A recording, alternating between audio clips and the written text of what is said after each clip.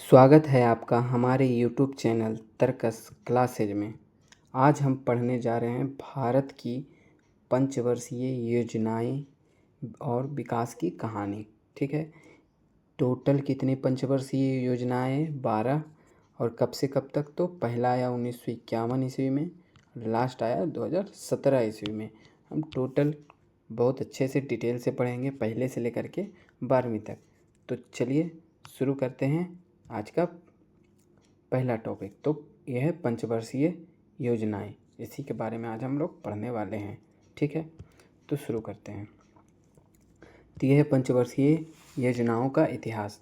अर्थव्यवस्था के पुनर्निर्माण के लिए नियोजन के विचार को 1940 और 50 के दशक में पूरे विश्व में जन समर्थन मिला था। ठीक है, अगर जो अर्थव्यवस्था का पुनर्निर्माण करना है तो पंचवर्षीय योजनाओं का उस टाइम जन समर्थन मिला था कि 5 साल के लिए कोई योजना बनाएंगे, उसके हिसाब से 5 साल सरकार काम करेगी। और उस टाइम भारत जो है 1947 ईस्वी में आज़ाद हुआ था। ठीक है, तो उस टाइम भारत की आर्थिक स्थिति अच्छी नहीं थी, इसलिए भारत सरकार ने पंचवर्षीय योजना को अपनाया था। ठीक है, और देखते हैं नेक्स्ट। तो भारत की आर्थिक स्थिति उस टाइम अच्छी नहीं थी आज़ादी के बाद। तो वर्ष 1944 में उद्योगपतियों का एक समूह एकजुट हुआ, जिसने भारत में नियोजित अर्थव्यवस्था की स्थापना हेतु एक संयुक्त प्रस्ताव तैयार किया। इसे बॉम्बे प्लान कहा जाता है। बॉम्बे प्लान किस लिए कहा जाता है? क्योंकि ये लोग जो है कहाँ एकजुट हुए थे? तो बम्बई में ही एकजुट हुए थे। ठीक है, तो 1944 में, जबकि भारत कब आज़ाद हुआ? 1947 ईस्वी में। ठीक है, लेकिन भारत में जो है बहुत बड़े बड़े जो बिजनेसमैन थे वो 1944 से ही बिजनेस शुरू कर दिए थे, लेकिन अर्थव्यवस्था अच्छा नहीं था, इसलिए उन लोग का बिजनेस भी सही से नहीं चल रहा था। इसलिए उन्होंने सोचा कि पंचवर्षीय योजनाओं का विचार किया गया। वो लोग मीटिंग किए, एकजुट हुए बम्बई में, और फिर ये रखा गया कि पंचवर्षीय योजना चलाया जाएगा।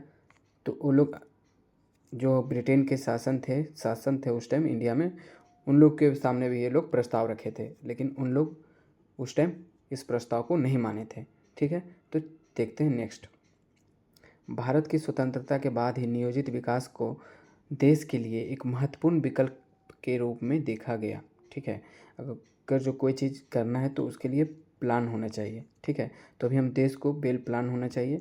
अभी हमको देश को विकास करना है, क्योंकि आज़ादी हुआ है और भारतीय अर्थव्यवस्था उस टाइम बहुत ही लो पर था। ठीक है, इसको अगर जो हमको अप ले जाना है तो एक अच्छा प्लान तैयार होना चाहिए। ठीक है, उसके लिए क्या किया गया? तो पंचवर्षीय योजना लाया गया, हर एक 5-5 साल के लिए। ठीक है, जोसेफ स्टालिन जो था वो प्रथम व्यक्ति थे जिन्होंने सोवियत संघ में 1928 में पंचवर्षीय योजना को लागू किया। ठीक है, 1928 ईस्वी में कहाँ लागू हुआ पहली बार पंचवर्षीय योजना? तो सोवियत संघ रूस में। किसने लागू किया? तो जोसेफ स्टालिन ने। ठीक है, नेक्स्ट। भारत अपनी अर्थव्यवस्था के निर्माण और विकास को प्राप्त करने के लिए स्वतंत्रता के बाद पंचवर्षीय योजनाओं की एक श्रृंखला शुरू की। इस श्रृंखला जो है इस सीरीज जो है 1951 से लेकर के कब तक चला? तो 2017 तक चला। ठीक है, 5 year plans, FYVS, 5 year plans. ठीक है, देखते हैं नेक्स्ट। पंचवर्षीय योजनाओं की अवधारणा। पंचवर्षीय योजनाओं का सामान्य विचार है कि भारत सरकार अपनी ओर से एक दस्तावेज तैयार करती है जिसमें अगले 5 वर्षों के लिए उसकी आमदनी और खर्च की योजना होती है। ठीक है, तो 5 वर्ष के लिए कोई भी मतलब अपना वो एक तैयार करेगा डॉक्यूमेंट, जिसमें उसमें लिखा होगा कि 5 साल तक कहाँ से आमदनी आएगा और कहाँ खर्च होगा। ठीक है, केंद्र सरकार और सभी राज्य सरकारों के बजट को 2 भागों में बांटा गया है। पहला गैर योजना बजट और योजना बजट।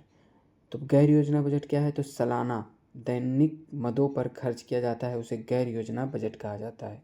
और योजना बजट क्या है? तो योजना द्वारा पहले से जो प्लान है उसके अनुसार प्राथमिकता जो जो प्रायोरिटी होगा उसके अनुसार पंचवर्षीय आधार पर खर्च किया जाता है। वो क्या होता है? योजना बजट होता है। ठीक है, वर्ष 1951 से 2017 तक भारतीय अर्थव्यवस्था का मॉडल पंचवर्षीय योजनाओं पर आधारित नियोजन की अवधारणा पर आधारित थी। ठीक है, पंचवर्षीय योजनाओं को तैयार करने, कार्यान्वित करने तथा विनियमित करने के लिए एक योजना आयोग नामक संस्था थी।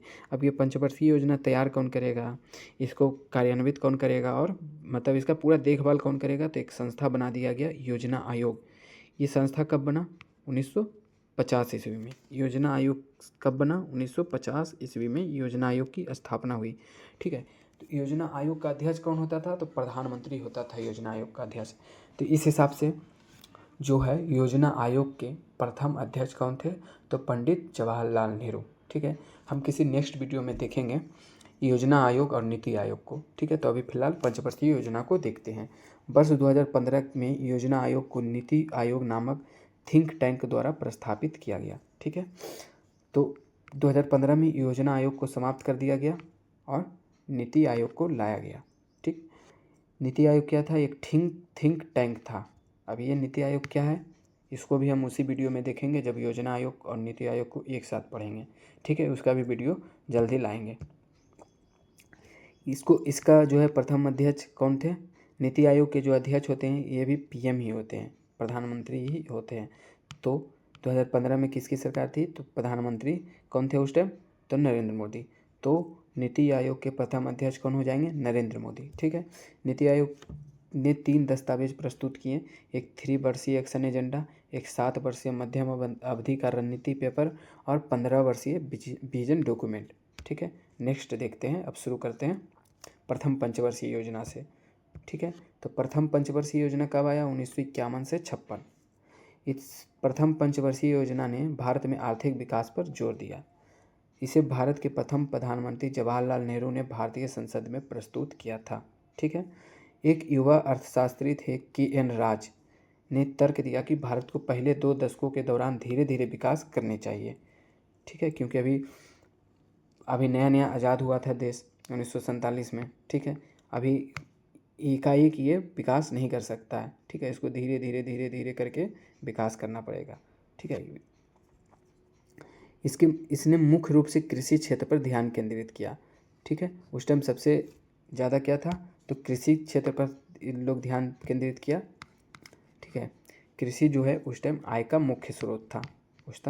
उस टाइम जो उद्योग धंधा तो इंडिया में थे नहीं उतना, इसलिए उस टाइम जो है आय का मुख्य स्रोत क्या था, कृषि ही था, जिसमें बांधों और सिंचाई में निवेश शामिल था। अब कृषि को चाहिए पानी, वो पानी कैसे मिलेगा, सिंचाई से और बांधों से। तो इसके लिए एक बहुत सारे मतलब कि भारी आवंटन किया गया, बहुत सारे, जिसमें भाखड़ा नांगल बांध के लिए भारी आवंटन किया गया था। यह हैरोल्ड डोमर मॉडल पर आधारित था। ये क्वेश्चन तो एग्जाम में बहुत बार पूछा गया है कि प्रथम पंचवर्षीय योजना जो है किस मॉडल पर आधारित था। यह ऐसे पूछता है कि हैरोल्ड डोमर मॉडल पर आधारित कौन सी योजना थी। ठीक है, 1956 के अंत तक भारतीय प्रौद्योगिकी संस्थान स्थापित किए गए। 5 भारतीय प्रौद्योगिकी संस्थान स्थापित किए गए, यानी कि 5 IIT कॉलेज स्थापित किया गया प्रथम पंचवर्षीय योजना के दौरान। ठीक है, इसमें इस योजना की लक्षित वृद्धि दर कितना थी, 2.1% थी और कितना मिला, 3.6%, मतलब एकदम सफल था ये। ठीक है, इसका एम था इतना कि इतना प्राप्त करना है वृद्धि दर, लेकिन इसको मिला 3.6, तो ये सफल हुई कि नहीं हुई। ठीक है, नेक्स्ट देखते हैं। और इसमें तो 1952 ईस्वी में सामुदायिक विकास कार्यक्रम की शुरुआत हुई। ठीक है, प्रथम पंचवर्षीय योजना में ये सब चीज़ शुरुआत हुई, इसके बारे में देखते हैं। प्रथम पंचवर्षीय योजना का ये सब पॉइंट है। 1953 ईस्वी में राष्ट्रीय प्रसार सेवा का प्रारंभ हुआ। 1953 ईस्वी में UGC का गठन किया गया। UGC का फुल फॉर्म क्या होता है, यूनिवर्सिटी ग्रांट कमीशन। ठीक है, तो कब स्थापना हुआ, 1953 ईस्वी में स्थापना हुआ। किसके सिफारिश पर, तो राधा कृष्ण आयोग की सिफारिश पर। इसकी स्थापना कब की गई थी, राधा कृष्ण आयोग की 1948 ईस्वी में स्थापना किया गया था। ठीक है, बहुउद्देशीय योजनाओं का प्रारंभ। इस टाइम जो है प्रथम पंचवर्षीय योजनाओं में बहुउद्देशीय 3 बहुउद्देशीय परियोजनाओं का प्रारंभ किया गया। पहला था भाखड़ा नांगल परियोजना, दूसरा था दामोदर घाटी परियोजना, तीसरा था हीराकुंड परियोजना। प्रथम बहुउद्देशीय परियोजना पूछेगा तो दामोदर घाटी परियोजना होगा आंसर। ठीक है, बहुउद्देशीय परियोजनाओं को जवाहरलाल नेहरू ने आधुनिक भारत का मंदिर कहा था। ये क्वेश्चन भी बहुत बार एग्जाम में पूछते हैं कि आधुनिक भारत का मंदिर जवाहरलाल नेहरू ने किसे कहा था, तो बहुउद्देशीय परियोजनाओं को। ठीक है, विश्व में पहली बार जनसंख्या नीति बनाई गई थी। विश्व में पहली बार जनसंख्या नीति कब बनाई गई थी? तो 1951 ईस्वी में ही बनाई गई थी। और कहाँ बनाई गई थी? तो अपना देश इंडिया में। ठीक है, अपना देश भारत, इंडिया। ठीक है, नेक्स्ट दूसरा है द्वितीय पंचवर्षीय योजना। इसकी शुरुआत कब हुई? 1956 से 1961 तक। ठीक है, दूसरी पंचवर्षीय योजना में क्या कहा गया कि तीव्र औद्योगिकीकरण किया जाएगा और पब्लिक सेक्टर पर बल दिया गया। ठीक है, इसकी रूपरेखा किसने तैयार की? तो पीसी महालनोबिस ने, इसलिए इसको पीसी महालनोबिस मॉडल कहा जाता है। तो द्वितीय पंचवर्षीय योजना किस मॉडल पर आधारित थी? तो पीसी महालनोबिस मॉडल पर आधारित थी। इसने त्वरित संरचनात्मक परिवर्तन पर जोर दिया। इस योजना के तहत सरकार ने घरेलू उद्योगों की रक्षा के लिए आयात पर शुल्क अधिरोपित किया। लक्षित वृद्धि दर कितना थी? 4.5%। और कितना प्राप्त किया? तो 4.27%। मतलब ये भी सक्सेस ही था। ठीक है, थोड़ा सा कम था लेकिन फिर भी इसको सक्सेस ही माना जाता है। ठीक है, नेक्स्ट देखते हैं द्वितीय पंचवर्षीय योजना में क्या कहा गया कि बहुत सारे तीव्र औद्योगिकीकरण किया जाएगा। तो इसमें पहला स्थापना किया गया राउरकेला इस्पात संयंत्र की स्थापना किया गया। ये 1959 ईस्वी में किया गया। ये उड़ीसा में है और जर्मनी के सहयोग से किया गया। दूसरा किया गया भिलाई इस्पात संयंत्र, ये भी 1959 में ही किया गया और छत्तीसगढ़ में किया गया। ठीक है, सोवियत संघ रूस के सहयोग से। तीसरा है दुर्गापुर इस्पात संयंत्र, इसका भी स्थापना 1959 में किया गया। पश्चिम बंगाल में है दुर्गापुर और ब्रिटेन के सहयोग से किया गया। ठीक है, नेक्स्ट देखते हैं। नेक्स्ट है तृतीय पंचवर्षीय योजना। यह है 1961 से 66। कृषि और गेहूं के उत्पादन में सुधार पर इसमें ध्यान केंद्रित किया गया। इसे गाडगिल योजना भी कहा जाता है। तृतीय पंचवर्षीय योजना को क्या कहा जाता है? तो गाडगिल योजना कहा जाता है। राज्यों को विकास संबंधी अतिरिक्त उत्तरदायित्व सौंपे गए। उदाहरण के लिए राज्यों को माध्यमिक और उच्च शिक्षा का उत्तरदायित्व सौंपा गया। ठीक है, पहले सारा ये सब काम केंद्र करता था तो उसके पास ज़्यादा बोझ हो गया था, इसलिए कुछ कुछ काम जो है वो राज्य को सौंपा गया। उसमें है कि राज्य को माध्यमिक और मतलब उच्च शिक्षा का उत्तरदायित्व सौंपा गया। ठीक है, अगला है ज़मीनी स्तर पर या ग्रास रूट लेवल जिसको बोल सकते हैं, लोकतंत्र के लिए पंचायत चुनाव की शुरुआत की गई। ठीक है, पंचायत चुनाव की शुरुआत कहाँ हुई थी? सबसे पहले तो राजस्थान के नागौर में। ठीक है, लक्षित वृद्धि दर कितना थी? 5.6%, जबकि वास्तविक कितना हुआ? 2.4%। ये कितना कम है? इसका टारगेट था 4.6% का और मिला कितना? 2.4% ही मिला, तो बहुत ही कम मिला, इसलिए इसको असफल कहा जाता है, असफल योजना। ठीक है, इसने तीसरी योजना को विफलता का संकेत दिया, वही असफल योजना हुआ। इसके कारण ही योजना अवकाश लाया गया, मतलब कि 1966 से लेकर के 1969 तक योजना अवकाश लाया गया। ये भी क्वेश्चन पूछता है कि योजना अवकाश का काल अवधि क्या था? तो 1966 से 1969 तक। ठीक है, किस लिए योजना असफल हुआ? तो उस टाइम जो है चीन भारत युद्ध हुआ था और भारत पाकिस्तान युद्ध हुआ था और 1962 से लेकर के 1962-63 में भारत में जो है भीषण अकाल पड़ा था, भीषण सूखा पड़ा था, जिसके कारण तीसरी पंचवर्षीय योजना जो है वो विफल हुई थी। इसे जो है इस योजना को अपशगुन योजना भी बोला जाता है, क्योंकि 1964 ईस्वी में जो है पंडित जवाहरलाल नेहरू की मृत्यु हुई थी। ठीक है, और फिर 1966 ईस्वी में जब ताशकंद समझौता करने के लिए ये लाल बहादुर शास्त्री जब ताशकंद गए थे तब उनकी मृत्यु हो गई थी। ठीक है, इसलिए इसको अपशगुन योजना भी बोला जाता है। ठीक है, नेक्स्ट तृतीय पंचवर्षीय योजना में किस किस चीज़ की स्थापना हुई? तो देखते हैं। 1964 ईस्वी में बोकारो स्टील प्लांट की स्थापना हुई। कहाँ हुई? तो झारखंड में, रूस के सहयोग से। 1964 ईस्वी में यूटीआई की स्थापना हुई। यूटीआई का फुल फॉर्म क्या है? Unit trust of India. 1965 ईस्वी में एफसीआई की स्थापना हुई। इसका फुल फॉर्म क्या है? तो फूड कॉरपोरेशन ऑफ इंडिया। 1965 ईस्वी में कृषि कीमत आयोग की स्थापना हुई। ठीक है, कृषि कीमत आयोग की स्थापना हुई, जिसे बाद में कृषि लागत एवं मूल्य आयोग कहा गया है। ठीक है, यह स्थापना नहीं होगा, इसे बाद में कृषि लागत एवं मूल्य आयोग भी कहा गया। 1964 ईस्वी में ईडीबीआई की स्थापना हुई। ईडीबीआई का फुल फॉर्म क्या है? तो industrial development bank of India. ठीक है, नेक्स्ट देखते हैं चतुर्थ पंचवर्षीय योजना। चतुर्थ पंचवर्षीय योजना इसे प्रधानमंत्री इंदिरा गांधी के कार्यकाल के दौरान पेश किया गया तथा इसके माध्यम से पिछली विफलताओं में सुधार करने का प्रयास किया गया। इसे भी गाडगिल फार्मूला पर आधारित माना जाता है, क्योंकि इसको भी गाडगिल ने ही बनाया था। ये चतुर्थ पंचवर्षीय योजना भी गाडगिल फार्मूला पर आधारित था। अस्थिरता के साथ विकास और आत्मनिर्भरता की दिशा में प्रगति पर बहुत अधिक जोर दिया गया। ठीक है। सरकार ने 14 प्रमुख भारतीय बैंकों का राष्ट्रीयकरण कर दिया और हरित क्रांति की शुरुआत चतुर्थ पंचवर्षीय योजना के दौरान ही हुई थी। ये क्वेश्चन कई बार एग्जाम में पूछ चुका है।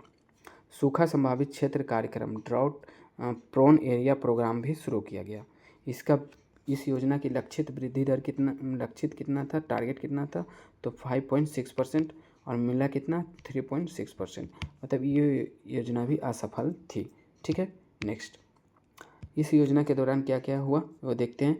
तो 1974 ईस्वी में प्रथम परमाणु परीक्षण हुआ। ठीक है। स्माइलिंग बुद्धा के नाम से पहला भूमिगत परीक्षण हुआ पोखरण में, जो कि राजस्थान में है।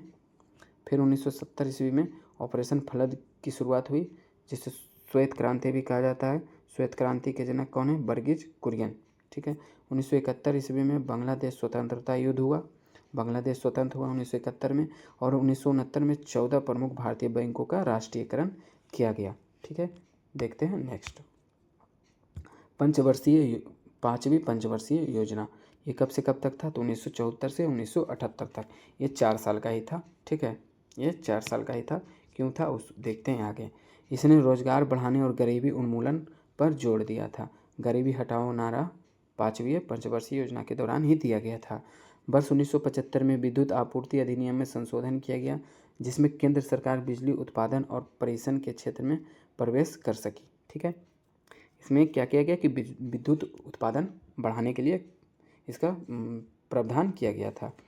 भारतीय राष्ट्रीय राजमार्ग प्रणाली की शुरुआत हुई। National highway authority of India की शुरुआत हुई थी 5वीं पंचवर्षीय योजना के दौरान। इस योजना के पहले वर्ष में शुरू किया गया न्यूनतम आवश्यक कार्यक्रम जो है, जिसका उद्देश्य बुनियादी न्यूनतम आवश्यकताएं प्रदान करना था। एमएनपी को डीपी धर द्वारा तैयार किया गया था, इसलिए इसे डीपी धर मॉडल भी कहा जाता है। तो क्वेश्चन पूछेगा कि 5वीं पंचवर्षीय योजना किस मॉडल पर आधारित थी? तो डीपी धर मॉडल पर आधारित थी। इसमें लक्षित विकास दर कितना था? तो 4.4%। लक्षित विकास दर 4.4% था और मिला कितना? तो 4.8%। मतलब ये भी टारगेट से ज़्यादा मिला, तो इसलिए ये भी सक्सेस था। ठीक है। नेक्स्ट देखते हैं और क्या क्या हुआ। तो 2 अक्टूबर 1975 को क्षेत्रीय ग्रामीण बैंकों की स्थापना हुई। किसके सिफारिश पर? नरसिम्हन समिति के सिफारिश पर हुई थी। ठीक है। पहला बैंक कौन था? तो प्रथमा ग्रामीण बैंक। कहाँ था? मुरादाबाद, उत्तर प्रदेश में। तो क्षेत्रीय ग्रामीण बैंक में पहला ग्रामीण बैंक का नाम क्या था? तो प्रथमा ग्रामीण बैंक। कहाँ स्थापना हुई? मुरादाबाद, उत्तर प्रदेश में। 1977-78 खाद के बदले अनाज कार्यक्रम की शुरुआत की गई। 1977-78 ही होगा यहाँ पे। 1977-78 अंत्योदय योजना की शुरुआत की गई। कहाँ की गई? राजस्थान में। 1975 में 20 सूत्री कार्यक्रम की शुरुआत की गई। ये तो बहुत इंपॉर्टेंट क्वेश्चन है। ये तो कई बार एग्जाम में पूछा गया कि 20 सूत्री कार्यक्रम की शुरुआत किस पंचवर्षीय योजना के द्वारा किया गया? तो 5वीं पंचवर्षीय योजना के द्वारा किया गया। कब किया गया? 1975 ईस्वी में। ठीक है। तो इसको 4 साल में ही क्यों बंद कर दिया गया? क्योंकि 1978 ईस्वी में जो है वो पीएम बने थे मोरारजी देसाई। उन्होंने इसे समाप्त कर दिया। ठीक है। उसके बाद उन्होंने क्या लाया? तो रोलिंग प्लान लाया 1978 से 80। ठीक है। यह अस्थिरता का दौर था। जनता पार्टी सरकार ने 5वीं पंचवर्षीय योजना को खारिज कर दिया और एक नई 6ठी पंचवर्षीय योजना प्रस्तुत की।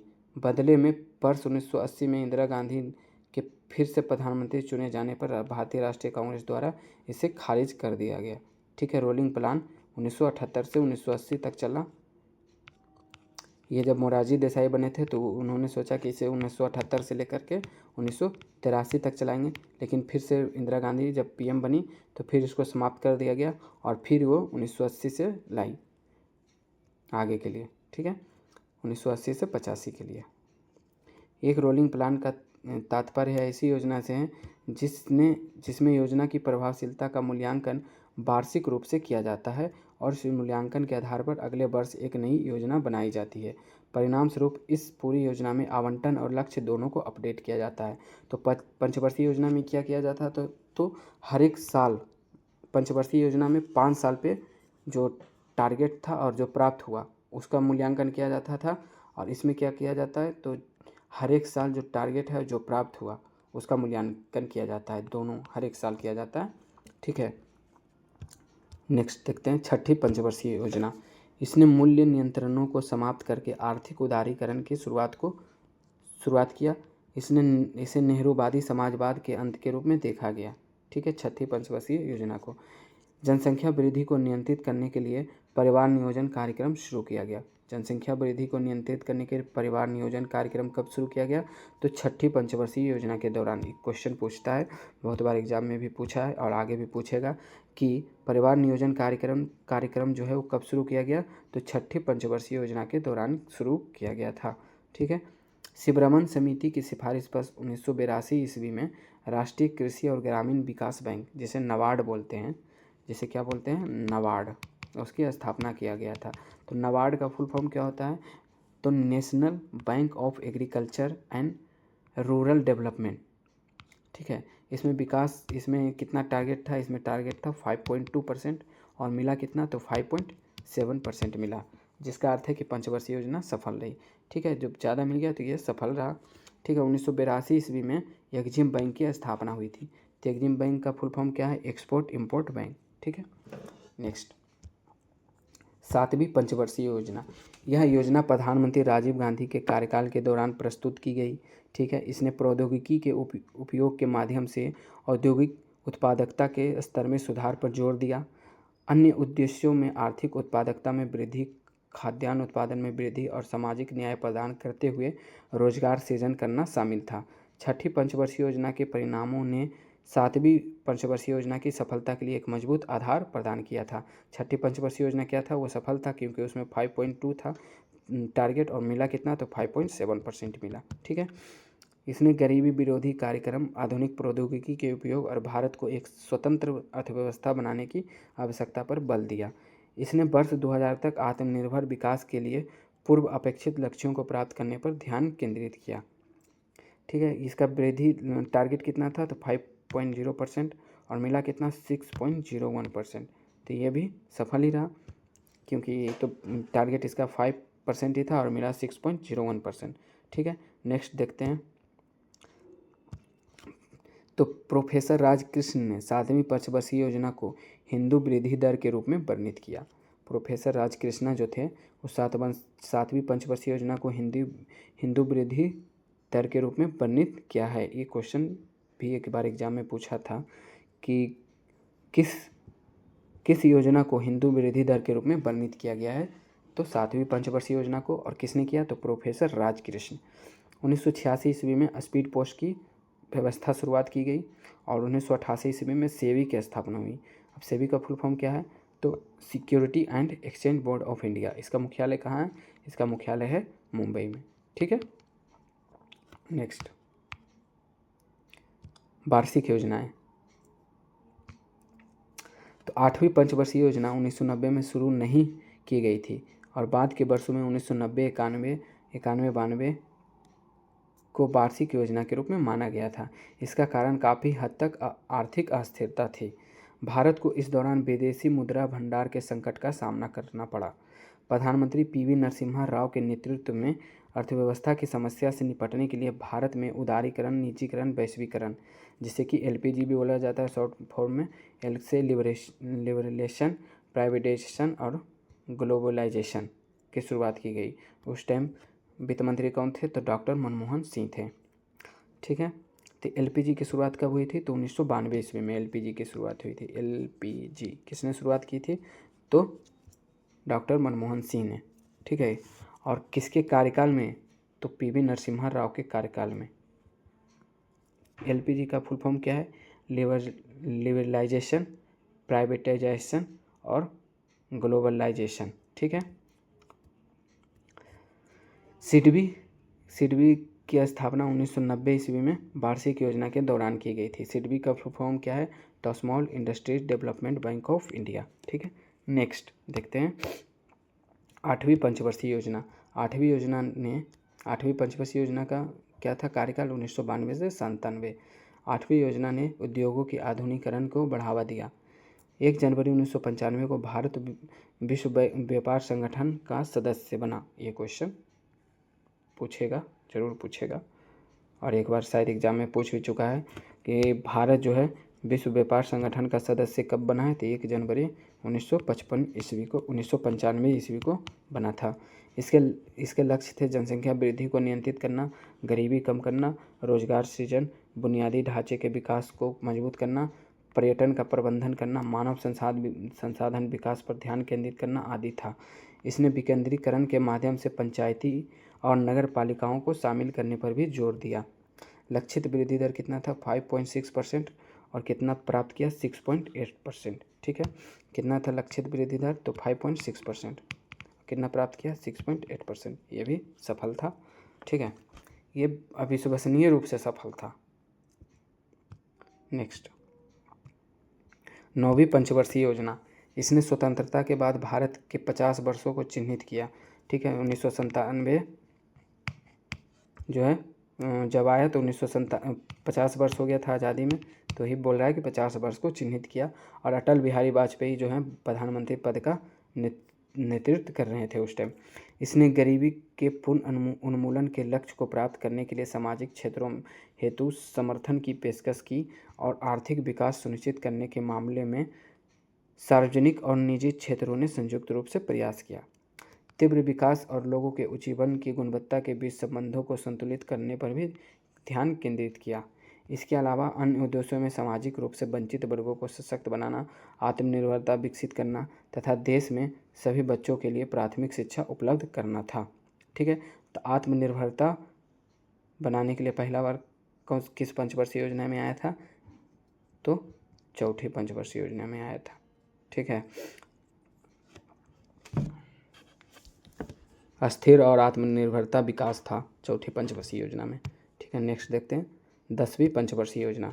इस योजना की विशेषता में समावेशी तथा समान विकास को बढ़ावा देना शामिल था।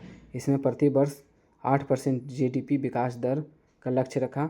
इसका उद्देश्य गरीबी को 50% तक कम करना और 80 मिलियन लोगों के लिए रोजगार का सृजन करना था। इसके अलावा इसका उद्देश्य क्षेत्रीय असमानताओं को कम करना था। इसने वर्ष 2007 तक शिक्षा और मजदूरी दरों के क्षेत्र में लैंगिक अंतराल को कम करने पर भी जोर दिया। इसका टारगेट कितना था 8.1% और इसको मिला कितना, तो 7.6%। तो ये क्या था, ये असफल था।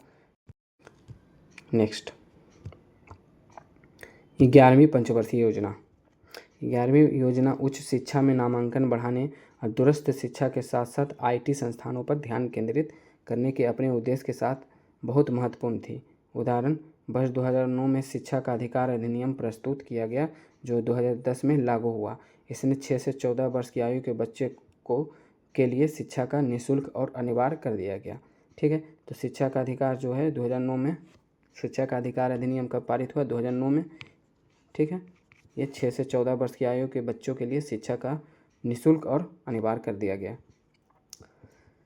इसकी मुख्य विषय वस्तु तीव्र और अधिक समावेशी विकास थी। इसका उद्देश्य पर्यावरणीय अस्थिरता और लैंगिक असमानता में कमी लाना था। इसकी रूपरेखा सी रंगराजन ने तैयार की थी। इसको किसने तैयार किया था, तो उस टाइम के अर्थशास्त्री थे सी रंगराजन। ठीक है, जो कि बाद में RBI के गवर्नर भी बने। इसमें वर्ष 2009 तक सभी को स्वच्छ पेयजल उपलब्ध कराने पर भी बल दिया था। ठीक है, सभी को स्वच्छ पेयजल उपलब्ध कराने पर बल किस योजना में दिया गया था, तो 11वीं पंचवर्षीय योजना में। इसमें टारगेट कितना था, तो 9% था और मिला कितना, तो 8% मिला, तो इसलिए ये भी असफल था। ठीक है, नेक्स्ट, 12वीं पंचवर्षीय योजना। इस योजना की विषय वस्तु तीव्र, अधिक समावेशी और धारणीय विकास, faster, more inclusive and sustainable growth थी। इस योजना का उद्देश्य बुनियादी ढांचा परियोजनाओं को मजबूत करना और सभी गांवों को बिजली आपूर्ति प्रदान करना था। इसका उद्देश्य स्कूल में प्रवेश के संदर्भ में लैंगिक और सामाजिक अंतराल को दूर करना तथा उच्च शिक्षा तक पहुंच में सुधार करना है। इसके अलावा हर साल 1 मिलियन हेक्टेयर तक हरित क्षेत्र को बढ़ाना और गैर कृषि क्षेत्र में नए अवसर सृजित करना भी इस उद्देश्य में शामिल था। इसमें वृद्धि दर कितना था, टारगेट कितना था 9%, और मिला कितना तो 8%। ठीक है, इसलिए ये भी असफल था। इसके बाद ये 2017 के बाद इसको समाप्त कर दिया गया और इसके जगह पे लाया गया नीति आयोग।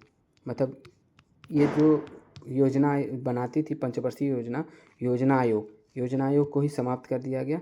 और योजना आयोग के समाप्त करने के बाद क्या लाया गया, जब योजना आयोग ही समाप्त हो गया तो फिर पंचवर्षीय योजना बनाएगा कौन, तो इसलिए पंचवर्षीय योजना लास्ट 12वीं पंचवर्षीय योजना थी।